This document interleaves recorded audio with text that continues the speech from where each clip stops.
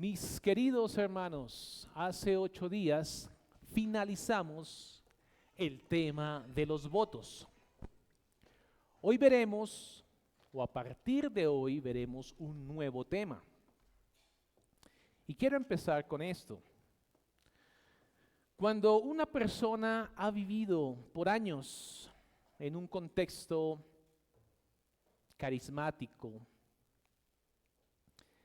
y llega a nuestra iglesia reformada, gracia soberana, apenas llega, suele experimentar una tensión interior y empieza a evaluar la adoración en la iglesia.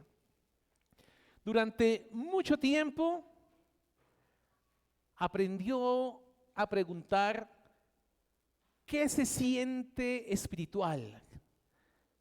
Cuando alguien ora, ¿qué se siente cuando esa persona está orando? Cuando alguien predica, ¿qué se siente espiritual cuando la persona predica? Cuando se canta.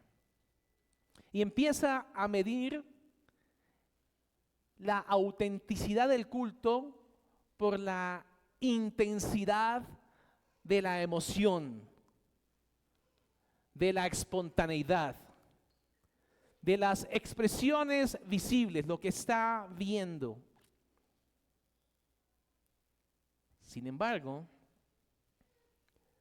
al escuchar en este lugar enseñanzas bíblicas sobre la adoración, poco a poco, muy despacio, poco a poco, comienza a replantear el criterio que tenía anteriormente y descubre que la pregunta correcta no es cómo él se siente o cómo ella se siente en el culto, sino empieza a pensar qué es lo que Dios ha revelado acerca de cómo él debe ser adorado.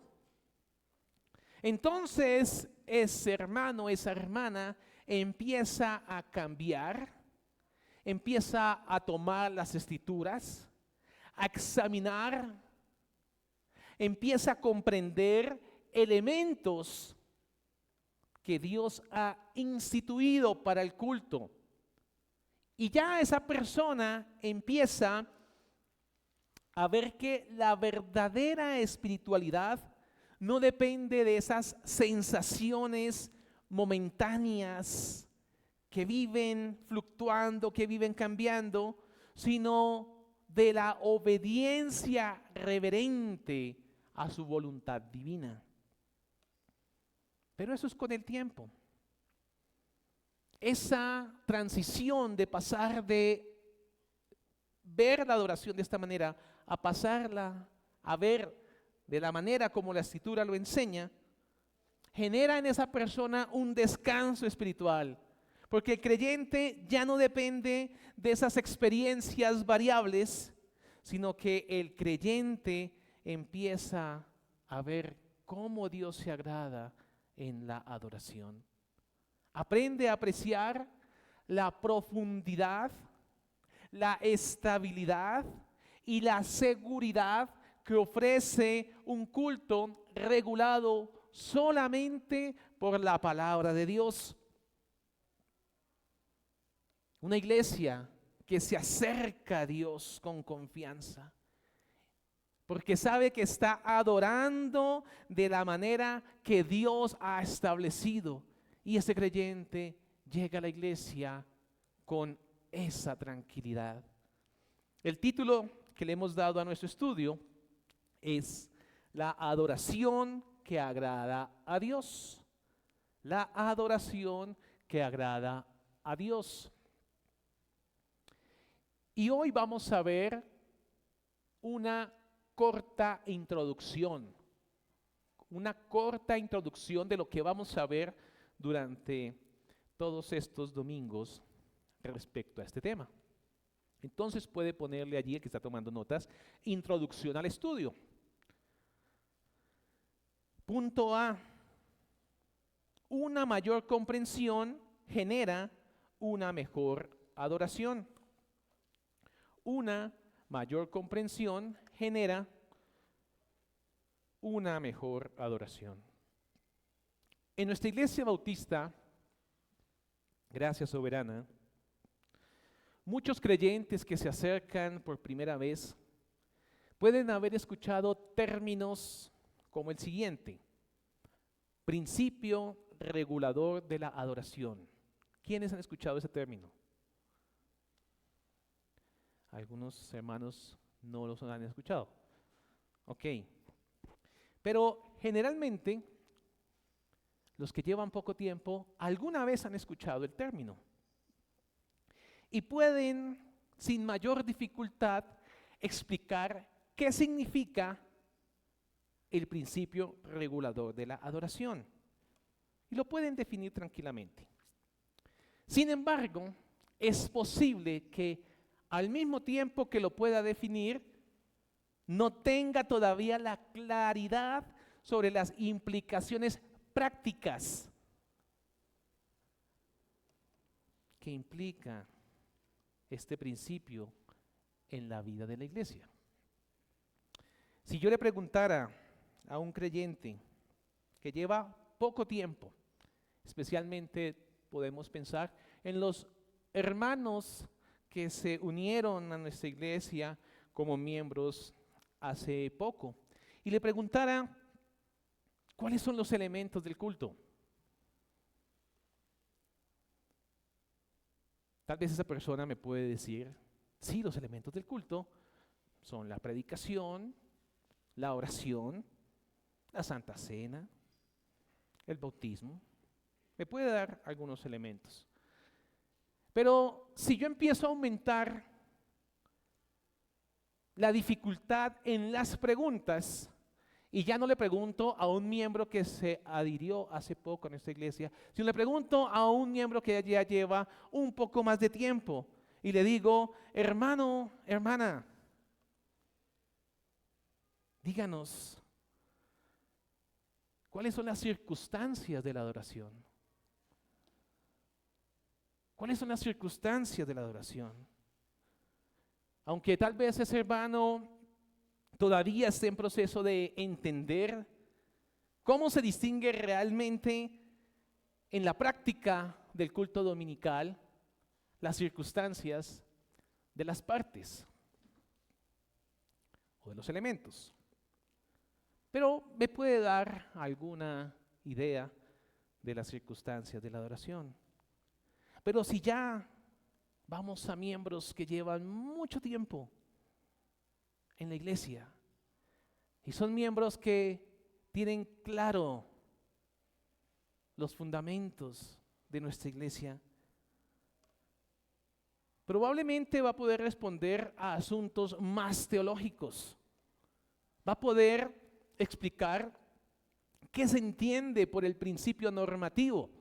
Y puedo yo señalar a alguna persona y decir, explíqueme qué es el principio normativo. Y si el principio normativo en la adoración es lo que se enseña en nuestra iglesia, si es lo que practicamos o no es lo que practicamos. Y es más, y esa persona me puede dar un sustento bastante profundo con razones bíblicas y teológicas por qué razón nuestra iglesia reformada adopta el principio regulador en lugar del principio normativo. Para algunas personas estoy hablando en otro idioma. ¿De qué está hablando? Todos esos términos, todas esas expresiones que está utilizando, no entiendo absolutamente nada. Pero hay hermanos que pueden tener algunas ideas y otros hermanos que pueden tener bastante claridad sobre el tema. Y puedo preguntar también a algún hermano, alguna hermana maduro en la fe, que estudia posiblemente en la facultad virtual de nuestra iglesia. Un hermano que estudia en la médula teológica, disciplinado, Porque hay hermanos y hermanas que son muy juiciosos para estudiar la palabra de Dios. Y puedo yo preguntarle, descríbanos, por favor, cómo la Reforma Protestante articuló teológicamente este principio. ¿Cómo muestra la relación de la doctrina de la sola Escritura y el deseo de adorar a Dios conforme a su palabra? Y me puede dar una articulación clara. Precisamente por esta diversidad de niveles que tenemos en la comprensión de este tema, es que vamos a estudiar durante muchos domingos para que juntos, para que todos como congregación crezcamos en una comprensión clara y que sea común para nosotros estos temas. Las preguntas más sencillas que hemos planteado hasta el momento va a ayudar a comprender a los hermanos que llevan poco tiempo los fundamentos de la adoración bíblica. Mientras que las preguntas que son más profundas van a permitir que los creyentes que llevan más años en la iglesia ordenen mejor sus pensamientos, ordenen mejor su concepto de cómo debe venir a la adoración a Dios. De esta manera vamos a buscar que todos como iglesia, al entender con mayor claridad este principio regulador y las implicaciones que tiene, podamos juntos crecer y ofrecer mejores sacrificios de adoración a Dios. Ser una iglesia guiada por su Espíritu, por su palabra, por su verdad, que queramos juntos honrar su santo nombre. El creyente antiguo, mientras renueva y refresca el conocimiento, va a reverenciar mejor al Señor.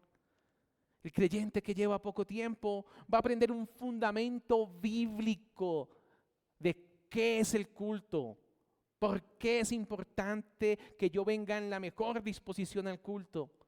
El creyente antiguo va a examinar la herencia reformada cuando empecemos a hablar de esos puntos y va a decir, wow, de allá es que viene todo esto que hacemos en nuestra iglesia, y va a refrescar la memoria en eso.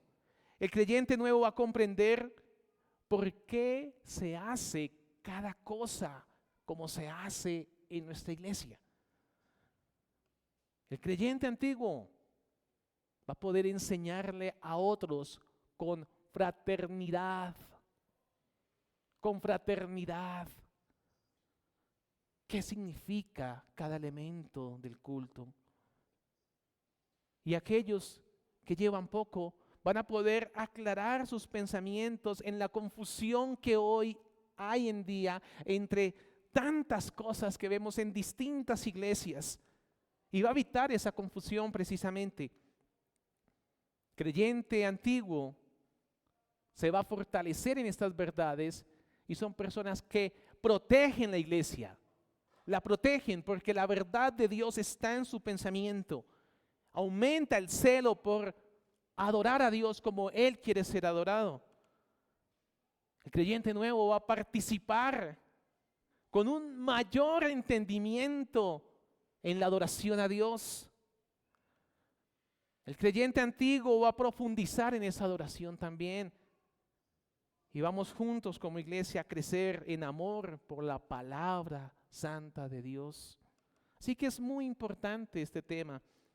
Vamos a Deuteronomio 12, versículo 32. El que lo tenga, por favor, lo puede leer en voz alta. Deuteronomio, capítulo 12, versículo 32. Adelante, mi hermano Johnny.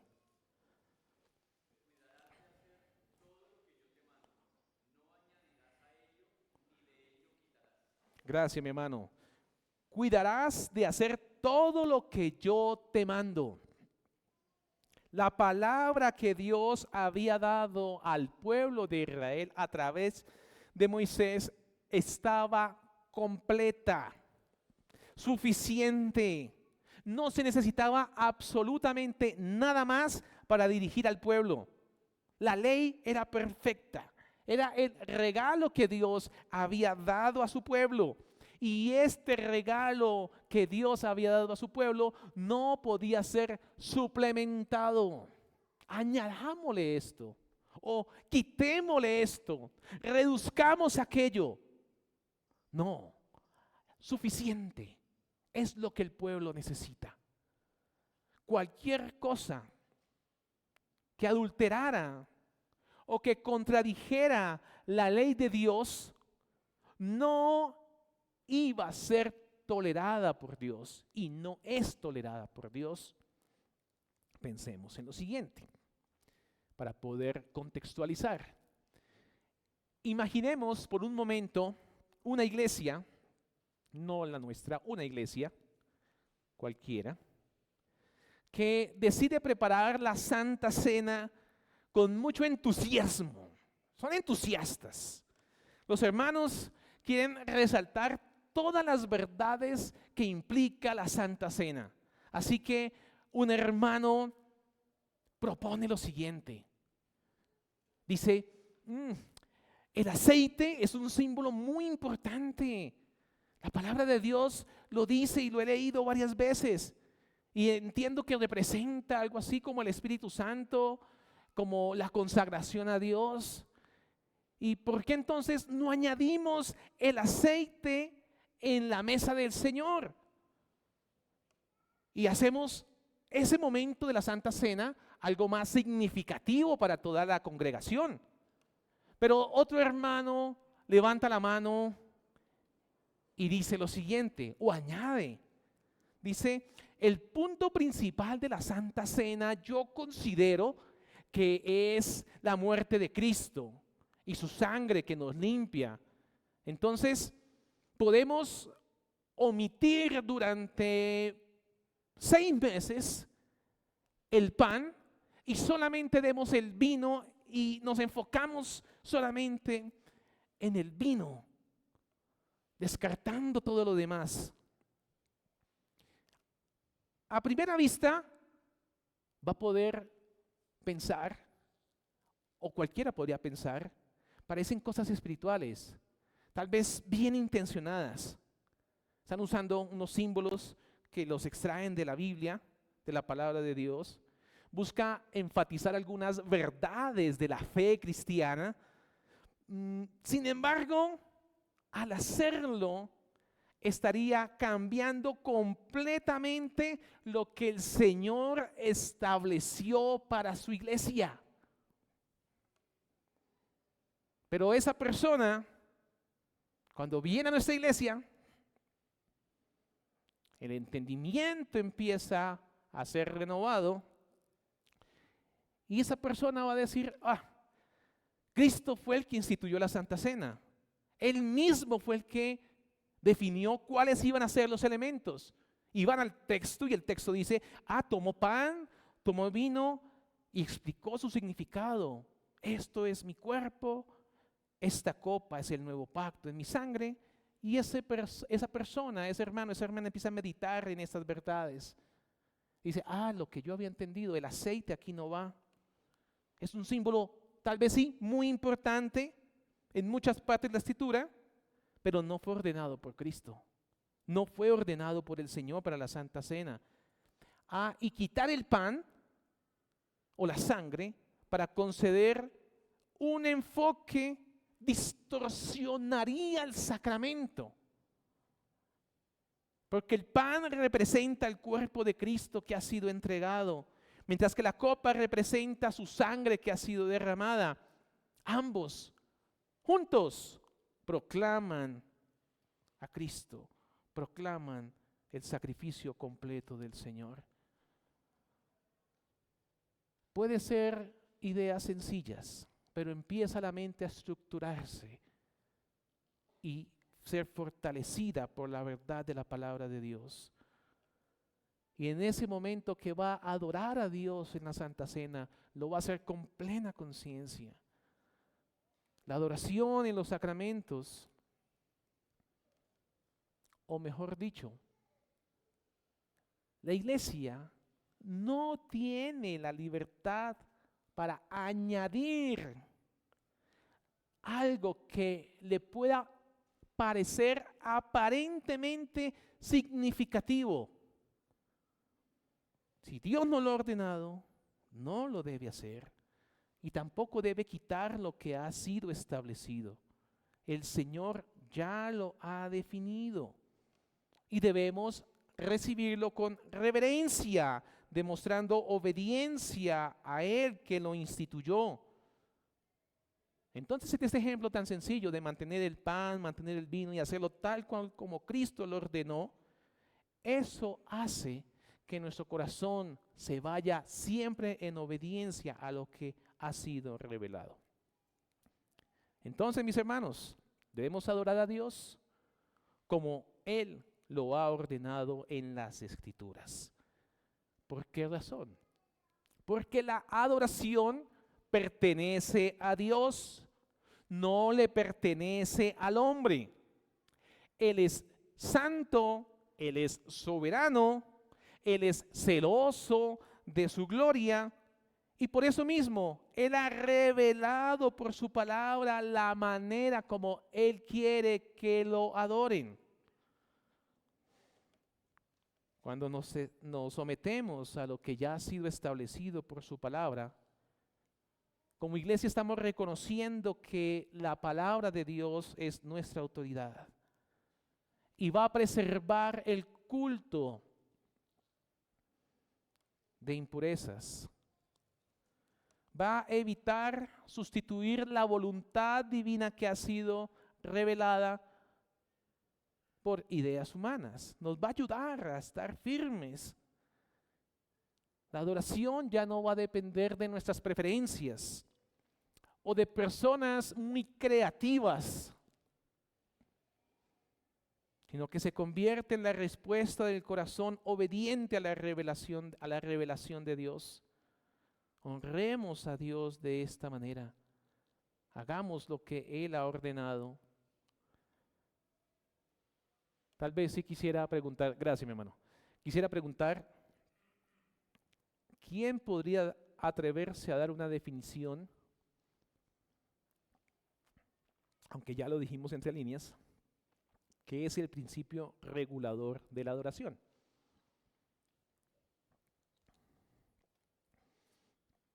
Ojalá fuese alguien que hace poco se hizo miembro de nuestra iglesia.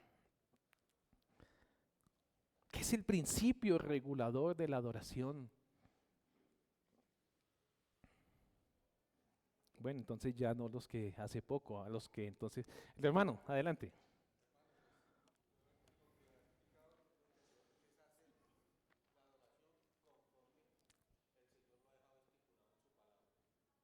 Ok, gracias mi hermano. ¿Alguien más quisiera decir algo?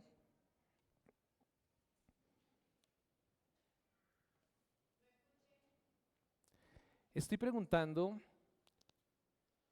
si alguien puede dar la definición de qué es el principio regulador de la adoración. Continuemos. El principio regulador de la adoración es la enseñanza bíblica que Dios mismo determina, en la que Dios mismo determina cómo debe ser adorado. Por lo tanto, la iglesia no tiene autoridad para añadir prácticas. Si Él lo ordenó, se hará como Él lo ha establecido. Él lo ha establecido, sobre todo cuando su iglesia está reunida. El principio regulador afirma: la iglesia solo debe practicar en la adoración aquello que Dios ha ordenado en la Escritura. Es decir, si la Biblia ordena algo, debe hacerse. Si la Escritura, la Biblia, no lo ordena, no debe introducirse al culto. Este principio va a proteger la adoración. ¿De qué? Ya lo dijimos, de la invención humana. Vamos al punto B. Punto B. Renovando nuestra manera de pensar, guiados por la palabra de Dios. Renovando nuestra manera de pensar, guiados por la palabra de Dios. Romanos 12, versículos 1 y 2.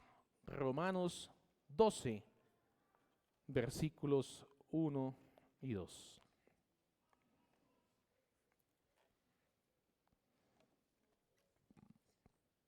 Dice así la palabra de Dios. Así que, hermanos, os ruego por las misericordias de Dios que presentéis vuestros cuerpos en sacrificio vivo, santo, agradable a Dios, que es vuestro culto racional. No os conforméis a este siglo, sino transformaos por medio de la renovación de vuestro entendimiento, para que comprobéis cuál sea la buena voluntad de Dios, agradable y perfecta. El día de hoy en el estudio lo vamos a hacer de la manera más lenta posible. Y vamos a recalcar algunas cosas que ya hemos dicho, porque es muy importante que unamos conceptos, criterios, de acuerdo a la palabra de Dios. Cuando una persona, como dijimos al comienzo, lleva muchos años en iglesias que no atienden lo que Dios ha ordenado y llega a nuestra iglesia, uno de los mayores choques que suele ocurrir se encuentra en la comprensión del principio regulador de la adoración. Y esto no sucede necesariamente porque esa persona viene aquí rechazando la palabra de Dios. No. Necesariamente no ocurre por esa razón, sino porque su marco de referencia de lo que es el culto es diferente. Cuando una persona ha participado mucho tiempo en estos contextos carismáticos, como fue el caso de muchos de nosotros, me incluyo en primer lugar, y llega aquí a la iglesia, es común experimentar cierta confusión al evaluar la forma como se hace el culto. Su experiencia anterior lo lleva a que asocie cosas espirituales con manifestaciones emocionales intensas, improvisaciones intensas.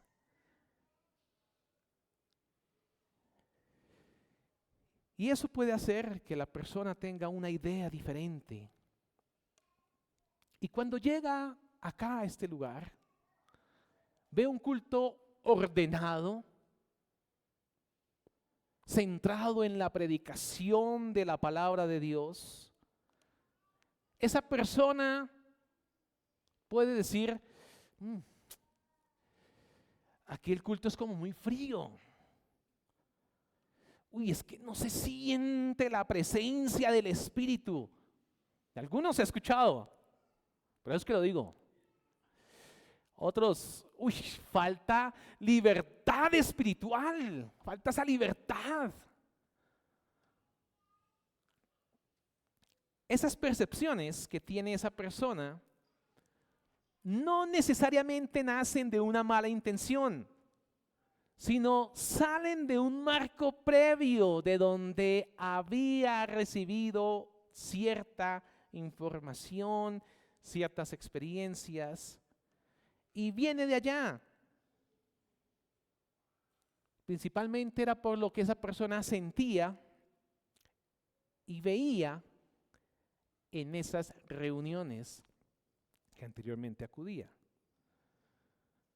Sin embargo, mis queridos hermanos, en la adoración agradable a Dios que nos revela en su santa palabra, la espiritualidad se eleva a un criterio completamente diferente. La pregunta no es cuánto entusiasmo, emoción usted percibe, sino que la adoración está siendo guiada por la palabra de Dios. En este contexto, la presencia del Espíritu Santo se reconoce especialmente cuando la Escritura es leída, cuando la Escritura es predicada, cuando la Escritura es cantada por la iglesia, cuando la Escritura y todas estas verdades son aplicadas al corazón del pueblo de Dios. Así es la espiritualidad, que no depende de las emociones o de la espontaneidad del momento, sino que el cristiano entiende que depende de la fidelidad que tenemos a lo que Dios ha revelado en su palabra. Confiamos en que el Espíritu obra poderosamente en los medios que Él ha establecido para edificar su iglesia. Eso creemos en nuestra iglesia. Lo que Dios ha establecido, si lo hacemos como Él dice que se debe hacer, de esa manera su pueblo es bendecido y es fortalecido. Permítame, lo digo ahora en otras palabras. Vamos muy despacio. El cambio más profundo no suele ser musical. Todo el mundo relaciona el principio regulador solamente con la música. Pero el cambio más profundo no suele ser simplemente musical o litúrgico, sino teológico.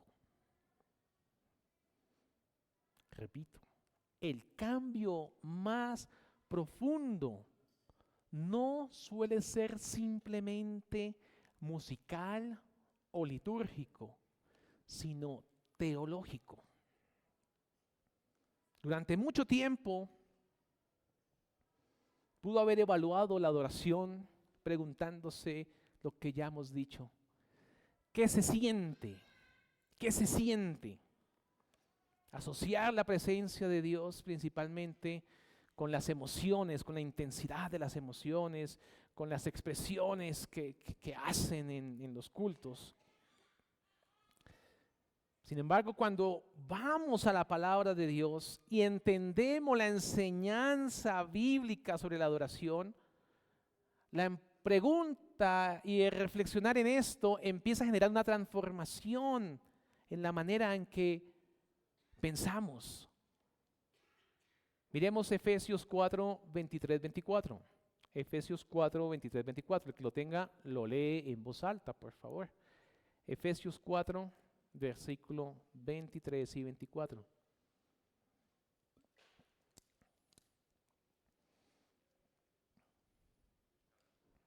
Adelante, hermano.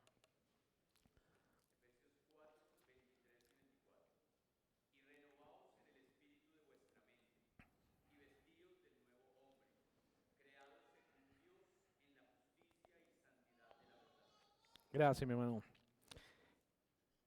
Renovaos en el espíritu de vuestra mente.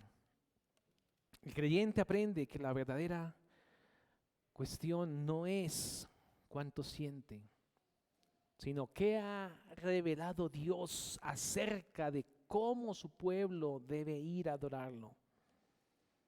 En otras palabras, la adoración deja de medirse por la experiencia personal y comienza a evaluarse por la fidelidad a la voluntad revelada de Dios. Muchos decían cuando eran carismáticos y sucedía mucho, hoy no se sintió la presencia de Dios, hoy el culto no fue así y tal. Muchos de ustedes se ríen porque hasta de pronto lo habrán pronunciado en algún momento, pero veían el culto de esa manera. Ahora cambiaron los papeles. Debemos ir a la sola palabra de Dios. Él cómo es glorificado y yo debo ser fiel con mi corazón, mis intenciones para adorarlo como Él quiere ser adorado. Y ya no salgo pensando en hoy no se hizo o no pasó lo que quería que pasara, sino ya analizamos vine con mi corazón dispuesto a sacrificar a Dios, a orar con el corazón, a atender la palabra de Dios, a ofrendar con corazón alegre. Este cambio de perspectiva toma tiempo. En unos mucho, en otros más poco tiempo, porque implica renovar la manera de pensar y alinearla a la luz de las Sagradas Escrituras. Poco a poco el creyente descubre que la presencia y la obra del Espíritu se manifiesta de manera especial cuando la iglesia se somete a la palabra de Dios en su adoración. Por eso la palabra de Dios exhorta. Dice así Colosenses 3:16, la palabra de Cristo mora en abundancia en vosotros, enseñándoos y exhortándoos unos a otros en toda sabiduría, cantando con gracia en vuestros corazones al Señor. Aquí hay una relación fuerte de la palabra de Cristo con el culto, con cantos, con lo que hacemos en nuestra iglesia. Cuando el culto se ordena alrededor de la palabra de Dios, leyendo su palabra, predicando su palabra, orando conforme a su palabra, guiado por el Espíritu, cantando esos himnos llenos de verdad, de la verdad de Dios, el creyente empieza a crecer y empieza a profundizar en estas verdades, se hace más estable y sobre todo se hace más seguro en lo que está creyendo acerca de la verdad de Dios, porque está adorando a Dios como Dios dice que debe ser adorado.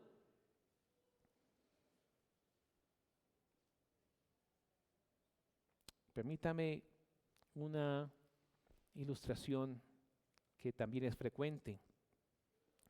Cuando un creyente de nuestra iglesia o de cualquier otra iglesia no comprende el fundamento bíblico de la adoración, con el tiempo esto puede afectar tanto la vida espiritual de ese creyente como la vida de la iglesia. Permítame explicarlo. Puede debilitar la unidad doctrinal, porque si ese creyente, ese miembro, no entiende que el culto es estructurado solamente por la palabra de Dios, podría comenzar a proponer cambios basados en sus preferencias personales que en principios bíblicos.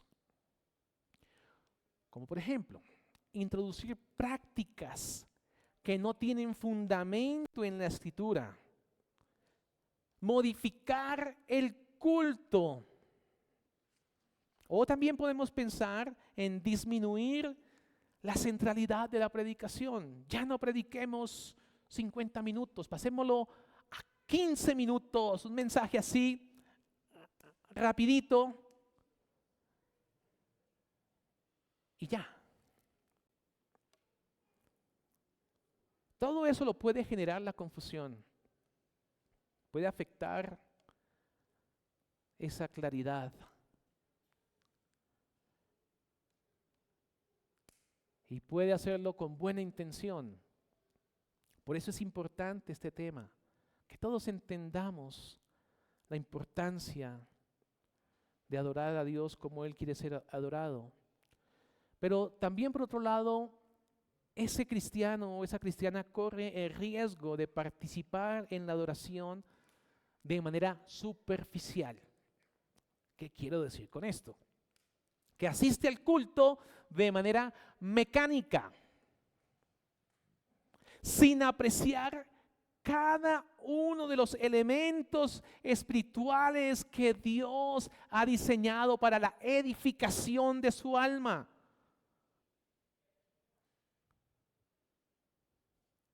No le da el valor espiritual. Ese es un gran riesgo.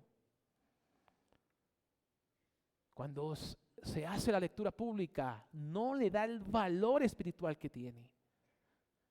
Cuando se predica, no está en la actitud adecuada para recibir lo que Dios trae para ese día por medio del siervo que Él ha decidido levantar en su iglesia.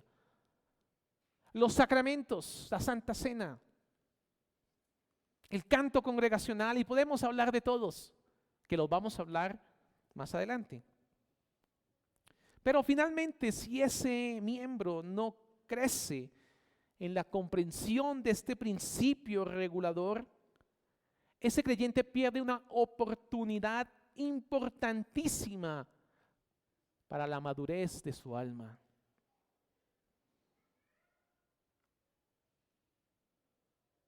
Es importante entender estos principios, porque es un riesgo si como iglesia no atendemos lo que Dios ha ordenado. No significa que si una persona que tiene o no tiene claro muchas cosas de cómo Dios dice que Él debe ser adorado, no significa que una persona que sí lo sepa va a ser brusco y va a expresarse de manera indebida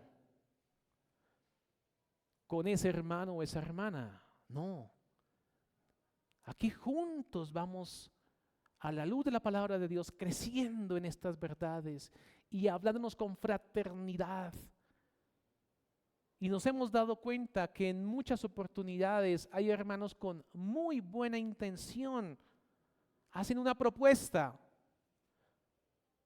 Pensemos en cualquier propuesta que haya podido usted escuchar durante los años que lleva en la iglesia, y son propuestas que salen de una muy buena intención, pero no es conforme a la palabra de Dios.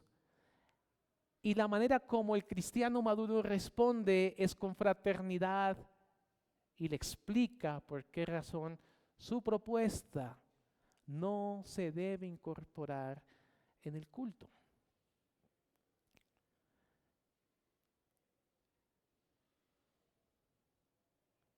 Es importante que como iglesia crezcamos en esta verdad y nos sometamos a la autoridad de Dios. Y termino con este texto bíblico. Toda escritura es inspirada por Dios, útil para enseñar, para redarguir, para corregir, para instruir en justicia. Segunda de Timoteo 3:16. Un texto que nos llama a ordenar nuestra vida y nuestra adoración conforme a lo que Dios ha revelado. Oremos, mis hermanos. Padre Celestial, te damos gracias por tu palabra. Te damos gracias, Señor, porque tú edificas a tu iglesia por medio de la verdad de tu palabra. Te pedimos que nos ayudes, Señor, a madurar y a comprender mejor estas cosas, para que así podamos ofrecer un mejor culto, una mejor adoración a ti. Podamos tener el corazón completamente inclinado adorarte. Ayuda a tu iglesia, por favor, te pedimos. Ayúdanos, Señor, a cada uno de nosotros. Concédenos sabiduría para estos temas tan importantes, Señor. Te damos a ti la gloria, Padre, en el nombre de Jesús. Amén.